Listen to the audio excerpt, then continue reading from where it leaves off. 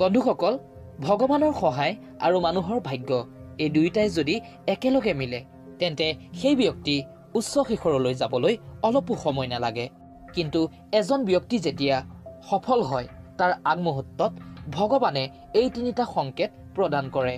পুৰাণ অনুযায়ী যি ব্যক্তিৰ জীৱনলৈ ভাল দিন আহে সেই ব্যক্তিক ভগৱানে এই সংকেত অৱশ্যেই প্ৰদান কৰে। গতিকে জানো আহক সেই সংকেত কেইটানো কি কি। ইয়াৰ ভিতৰতে ১ নম্বৰতে হৈছে যি ব্যক্তিৰ টোপনি বাৰে বাৰে ৰাতি ৩ বজাৰ পাছত ভাঙে তেন্তে ইয়াক সৰু কথা বুলি ভাবিব নোৱাৰি।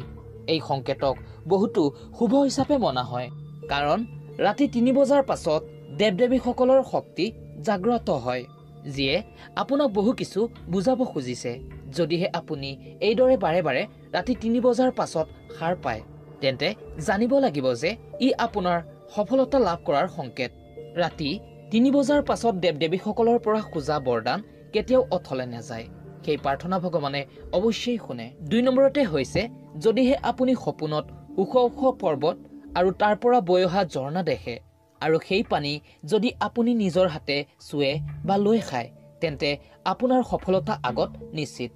৩ নম্বৰতে হৈছে শাস্ত্ৰৰ অনুসাৰে সপোনত দেৱ দেৱী দেখা মানে ইয়াক অতি শুভ হিচাপে মনা হয়।